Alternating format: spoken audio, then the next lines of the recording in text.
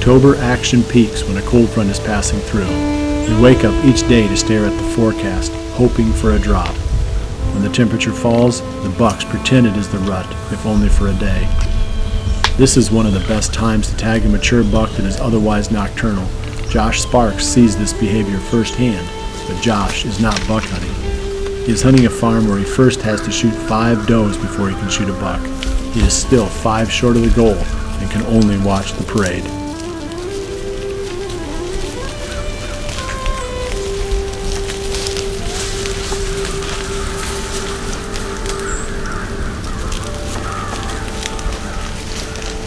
I'm going to stick in here probably for another 15-20 minutes, and if a doe does work in, try to give her a shot, but otherwise, just a super awesome hunt.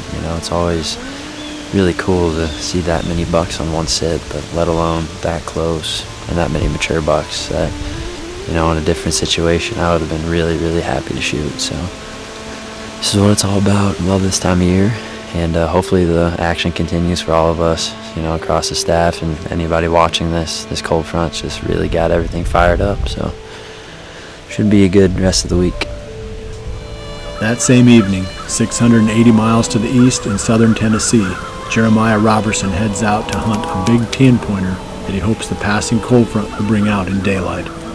We finally got a good cold front here, and the moon is perfect. It's overhead in the evenings, right at prime time anyway, and there just so happens to be a really nice 10-point back here on this farm. So where I'm going to set this evening is right on the edge of about a 1-acre alfalfa field. I'm getting pictures of a lot of deer using the field. Winds out of the north. Perfect access, real easy to get to. So hopefully tonight will be the night and some of these bigger bucks will show up.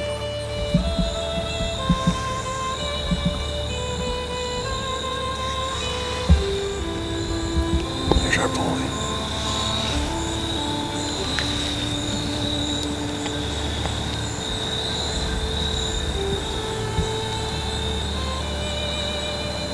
Just gotta get him to close the distance.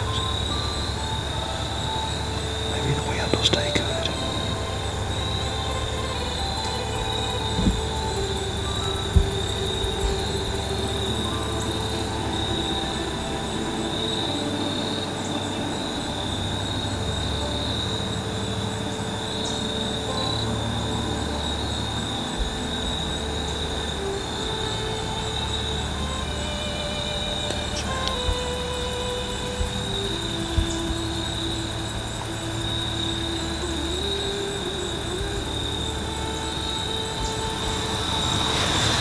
Well, the more I've sat and thought about it, the more I want to get down and get out of here.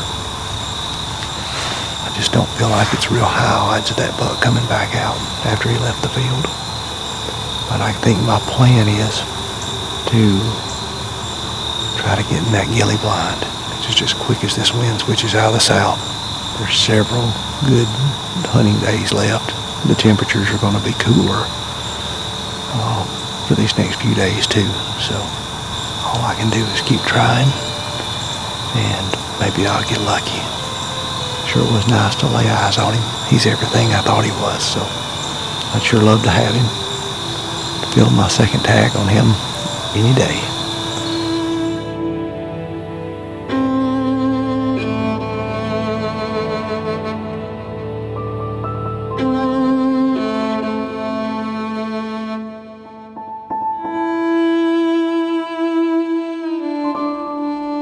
As Jeremiah considers his next move on the big 10-pointer, I'm still looking for targets. With the big 7 stubbornly avoiding my stands, I long for a more willing quarry. That is when our dog Duke brings a big surprise into our yard. If you listen close enough in the background, you can probably hear the rain coming down in the top of my office here. We're going to make a quick run down below the house into that blind, that redneck blind where we've been hunting the big 7. I'm going to continue after that deer every time it makes sense, but I do have a new addition to the story. Duke, despite all of his degraded qualities, does occasionally do something good, and he brought this antler up. I don't know where he found it. He doesn't range very far from the house, so it had to be around here someplace. But this is the left side off the lone oak buck from last year. I mean, you can tell by this little ridge along the bottom. Obviously a bunch of it got chewed because he was a pretty long time deer. But so the lone oak buck lives, you know, and that was the one question that I had. I didn't see him after November 10th last season. We didn't find any antlers from him, so I thought, well, maybe the deer, you know, died during the winter or he moved off or whatever. He was a really good deer last year, and it'd just be fun to see what he looks like from 5 to 6. So hopefully I can at least get pictures of him. Like I said, this evening we're going down to the blind, down below the house here. There is some chance that that big 7 is you know, going to come by. I mean, it's cool. It's you know, probably high 40s today, so there's no reason why the deer wouldn't move.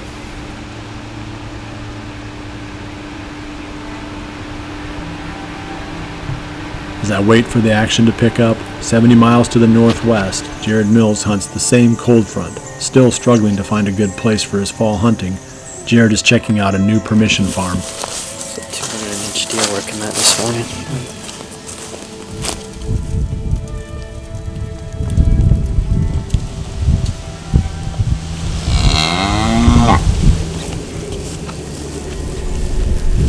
Well, it's the afternoon of October 14th. And it's crazy. I don't know if I've ever seen anything like this, but you can see behind me the snow is coming down hard. It's pretty cool, really, but just crazy for mid-October. So hopefully it gets the deer up and moving. We're sitting in a pretty cool spot, overlooking some CRP and a little bit of autumn quick plot down below us. There's a couple look like freshly worked scrapes. I expect the deer to be moving, just whether or not we're in the right spot.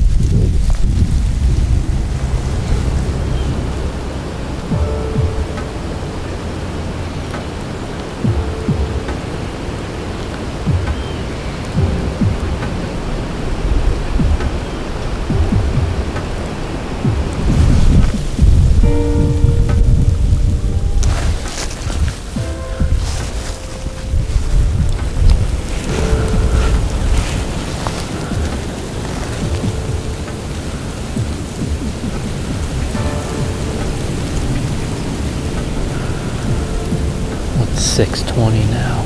It's good to finally see a solid buck. He was standing down below us about 30 yards.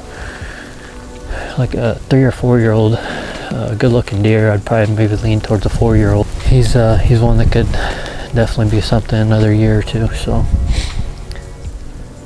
we got probably 15-20 minutes left with this cloudy as it is. It's getting dark quick.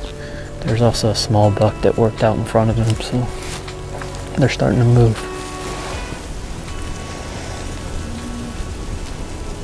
This was a good farm, but Jared plans to continue scouting other properties. Back on my big and beastie plot, the deer are starting to move.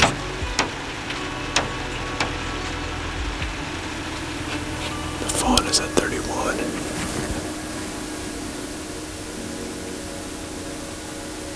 Oh, there goes it.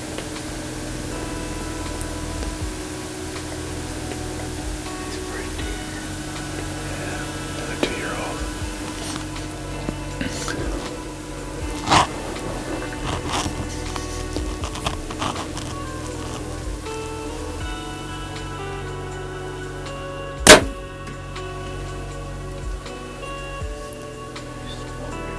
We got about 20 minutes left of legal shooting time, but we're running out of camera light fast. You know, decent hunt. I ended up killing a doe, had just one buck come out. He was either a big-bodied 2-year-old or a small-bodied 3-year-old. I'm not 100% sure on that deer, but it was good to see a buck on his feet out here. Otherwise, it's just been does this evening. Okay, we're at 14.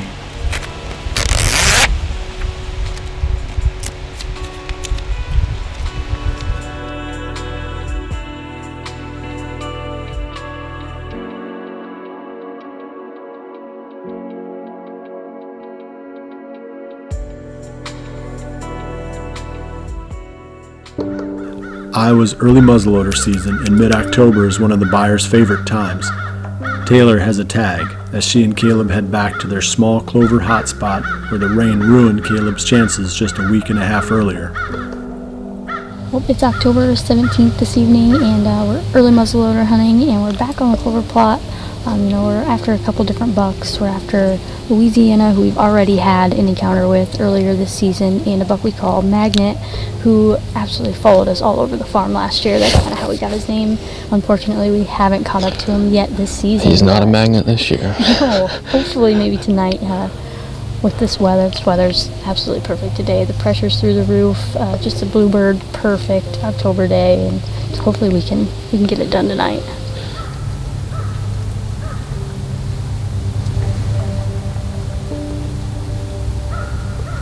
The evening disappoints as Caleb and Taylor see only a doe. But 10 hours east, the action is a lot faster as Jeremiah Roberson renews his quest for the big Tennessee 10-pointer. It's the evening of October the 17th, and I'm back in here after this big 10-point again. Matter of fact, I can't ever remember hunting a deer this big and having this many encounters with him. I mean, I've been in here twice, and I saw him twice. And the second time, he came in to my right, within bow range. He worked us great, and I just didn't have any shooting lanes. I'm thinking that with a north wind, he's subject to be bedded to my west, where he was at the very first day. That's my hope. We'll see. I know I am in his core area. I mean, this buck is not far from me right now. If he was more than a couple hundred yards, it would shock me. But he's probably on one of these little points that jut out over these main hollows. So, like I said, I couldn't be more excited. I mean, it's just a matter of time. I'm either going to kill him or run him off. So, maybe this third time's a charm, and he'll cooperate and give me the shot I've always dreamed of.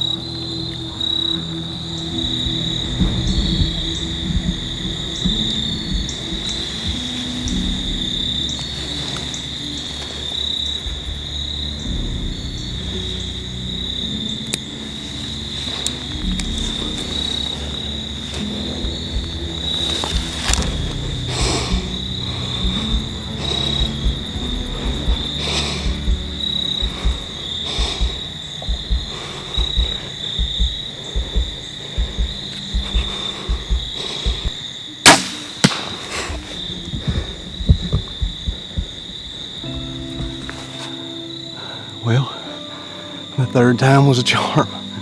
Oh, man. And he stepped out right where I needed him to. Looked like he may have dropped a little. I'm gonna get down while I've got just a little bit of light right here and go look at my arrow and see what I got, but hopefully that'll do it. That may end my Tennessee buck season anyway. All right, so it's been almost an hour, and I'm pretty lucky to have the landowner and a friend of mine, Philip, to help me do the recovery. And I think we should be able to go. I'm not going to waste a bunch of time looking for blood out in this field. I think we can go right there, pick up the blood, and we'll just have to kind of play it by ear. If I hit him like I think I did, then he'll be less than 150 yards.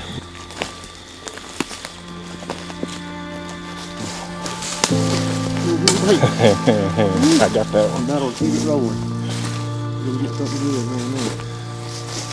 Are we in the bottom yet? No.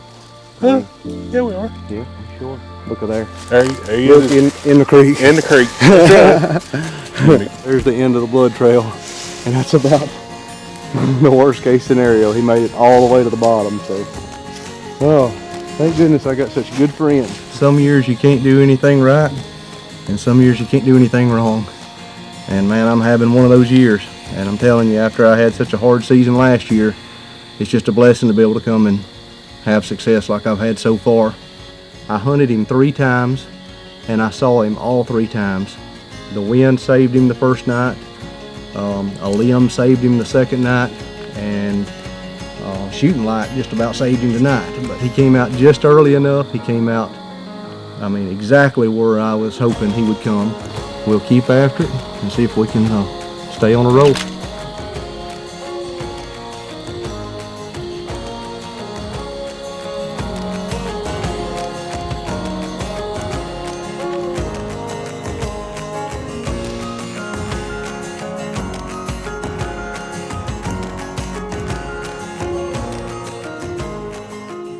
The next day, back in southern Iowa, Owen Riegler starts hunting his 3rd huge target buck. The buck is one Owen calls Uno, a deer that he has a lot of history with. But the spot where Owen is hunting is on the fringe of Uno's range. The deer has only been showing up on Owen's trail cameras every 4 or 5 days. Hoping this is one of those days, Owen heads to the blind.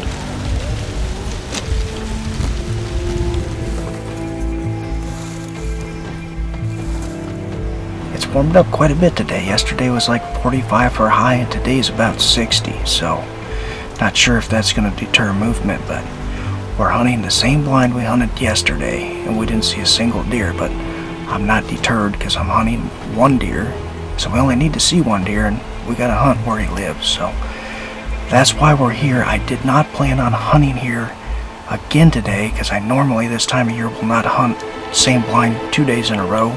I like to give him a break in between, but we think that he's on like a 4 or 5 day pattern. That's what the last few weeks have showed. Now, is that a coincidence or is it a pattern? I just had to come back and find out, so that's why I'm back here. And we're just gonna sit in here and see what happens. I don't expect to see a lot of deer, but I'm hoping that I see the right one.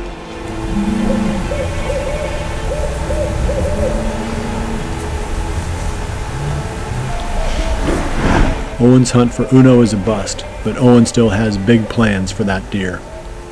Earlier that same evening, Taylor and Caleb Byers snuck into the same tree stand where 2 years in a row they pulled a switcheroo to tag a great buck. This time, only Taylor is carrying a weapon, a muzzleloader.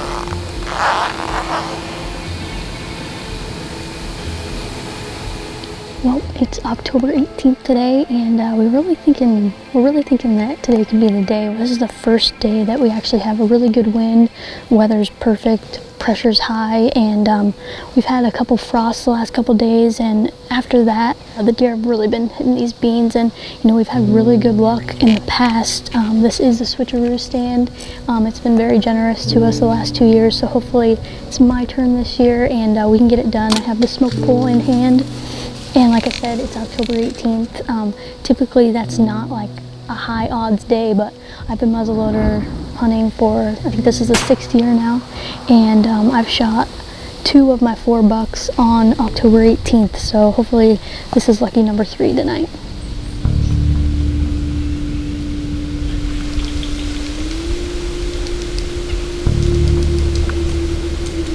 Been sitting here for quite a while. It's been pretty quiet. We just heard some deer, I believe it's deer, cross the creek up here. It's typically what they do. Cross up here and then swing around this end, come out here and feed. So hopefully our boy is one of them.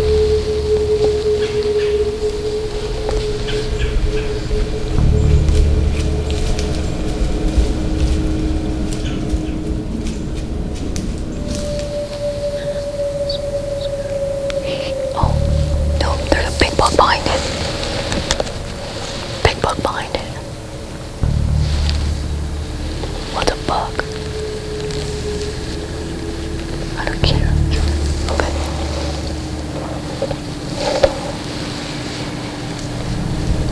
It's that buck you had last year. The king come across the river.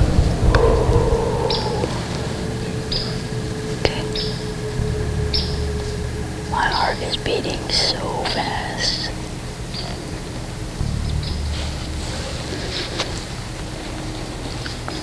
I don't even know where I'm gonna stop this buck at. That's what I'm trying to do. Probably right there. Okay, you just stay on him, okay?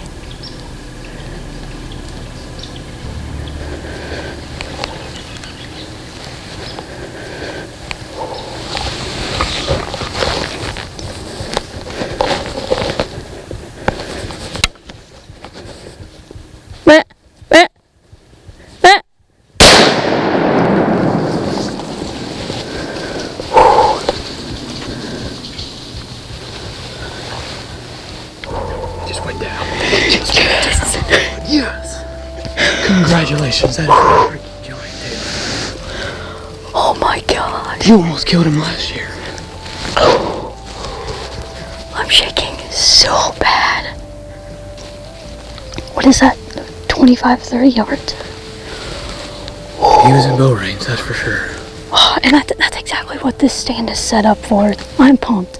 Who'd have thought a muzzleloader kill? It was like a bow kill, though. It was exactly so like, long. and he came in following a doe. I mean, it is. My heart was freaking. It's October 18th. I mean, oh my gosh, I can't wait to get down and go check him out. This is awesome. Hopefully, our season continues in this direction. Great shot. Thank you. Wow. Well, we just climbed down. We're at the base of the tree, and after the season I had last year, the fact that we're about to walk up on this deer right now is a feeling like you wouldn't believe. It's like shooting my first deer all over again. I am ecstatic at this point. Should we go over? Oh, we're still recording. That was for a trail camera, by the way.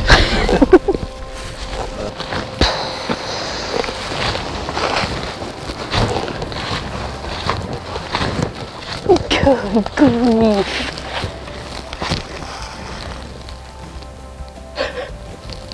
What did we just do?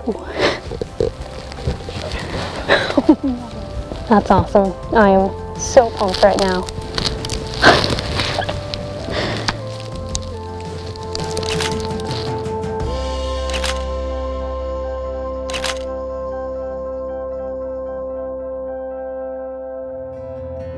What do you want to see? Mommy's big buck. You want to see Mommy's big buck? Yes. Where's it at? You saw him right there. I did shoot him right there. With the muzzleloader. Remember when we shot the muzzleloader? Please. So just a surreal feeling. I mean, when you go into a spot and you're just like, okay, today is the day it's gonna happen. And then it comes together and it does, and it's one of those feelings you can't get rid of, you can't get enough of, and that's what last night's hunt was. Byers show us once again something we all learned when we were young. Hunting is a family activity, one that fathers pass down to sons and daughters, one that uncles pass down to nephews and nieces. The relationships forged in the blind and stand are more important than filled tags. It was a day the Byers will remember forever. Now, just past mid-October, our hope grows that the month's notorious lull will soon end. The last 2 weeks of October can produce some of the best hunting of the year. Those 2 weeks are a great opening act for the main event. The excitement level is rising each day. Very soon we will be chasing November.